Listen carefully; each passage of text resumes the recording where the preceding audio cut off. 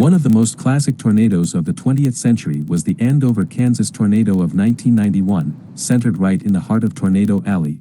This monster would go on a 46-mile journey across south-central Kansas, and would prove to be a tornado like no other.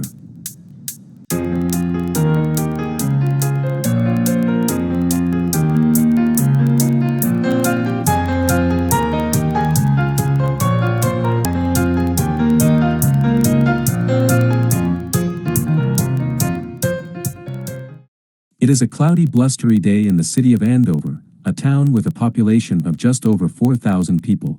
A high risk is issued by the Storm Prediction Center in Norman, Oklahoma. The area the high risk covers ranges from south-central Oklahoma to northeastern Nebraska. There is an abnormal amount of instability in the atmosphere, and a high amount of vertical wind shear.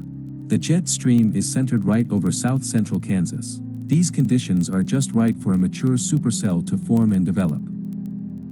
Storms formed around 3 p.m. The first tornado of the outbreak formed in Cherryvale, where the tornado would form right over downtown. The tornado would receive an F2 rating. There were no casualties. However, a large greenhouse complex was destroyed. More and more tornadoes formed as the outbreak progressed. At 5:49 p.m. Central Daylight Time, the Andover tornado touches the ground. The main funnel is very small and thin, moving in a northward direction. The tornado rips apart barns and trees. A tornado warning is issued for Sedgwick County at 6:05 p.m. Central Daylight Time with the wording, "This is a very dangerous storm." The tornado hits northwestern Haysville at 6:20 p.m. Central Daylight Time, which caused F2 to F3 damage to homes. The tornado begins to approach McConnell Air Force Base, where one of the most famous tornado videos was shot.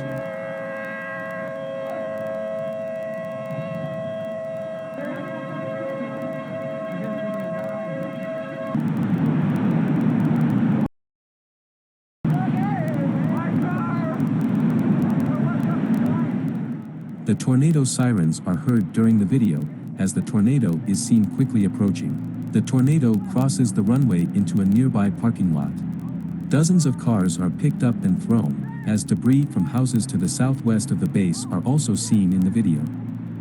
As it is crossing through the base, the tornado narrowly misses several B-1B bombers, two of them equipped with multiple nuclear warheads. The tornado exits the base, where the tornado directly hits the Winnetier Elementary School, where a couple of people are inside, but amazingly, no one in the building was hurt. The tornado enters Greenwich Heights, where the tornado would claim some of the first lives. Mary Lou Spencer was visiting her daughter when the tornado hit. Mary was driving to get out of harm's way, but the tornado overtook the vehicle, claiming both lives. Two other lives were claimed in Greenwich Heights, including Charlene Montgomery, surviving the tornado but passed from her injuries. Sergeant Paul C. is ordered to warn residents of the approaching storm, due to tornado sirens failing in the area. As he drives through the Golden Spur Trailer Park, he is unaware he was filming the final moments of the small neighborhood. Andover up, it's got Andover right now. Just hit the chief's house. It's going right through that, going right through that mobile home park. Oh my God, Lincoln!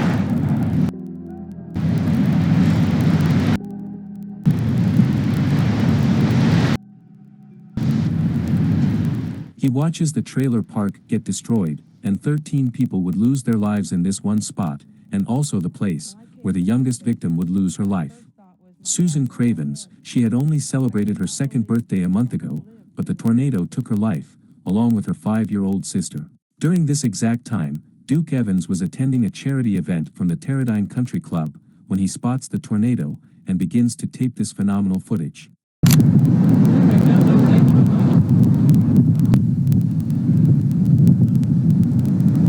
During this footage, subvortices are seen in the tornado, a thing only seen in stronger tornadoes. This indicates that the tornado is nearing peak intensity, right over the Golden Spur Trailer Park.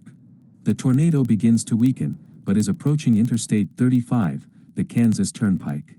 A group of news reporters are attempting to outrun the twister, as it begins to approach them. They did something that no one else should ever do, that would be sheltering under an overpass. Yeah. Oh, that didn't help us. Go back. Get up under here.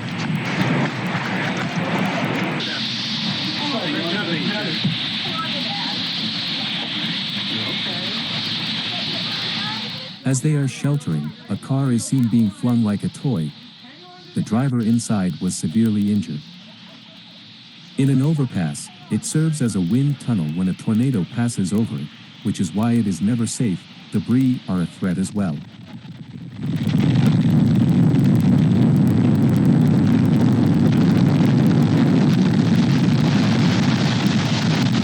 This video is a perfect example of why you should never shelter under an overpass. The tornado thankfully passes just right next to them and continues its northeastern journey. The tornado hits the outskirts of Towanda, causing minor damage. At 7:10 p.m. Central Daylight Time, the tornado finally dissipates. It was on the ground for an hour and 25 minutes, caused 17 fatalities, and over 200 injuries. Many homes in Andover were completely swept off their foundations. This tornado was given the last F5 rating for a Kansas tornado before the Fujita scale was replaced with the enhanced Fujita scale. Many fatalities were caused from people being in mobile homes, which caused nearly 75% of the fatalities from the tornado. Though Andover recovered successfully from the twister, it would leave a scar right through the middle of town. Survivors of the tornado, and the family members of the lost, will never forget the terrible Friday afternoon.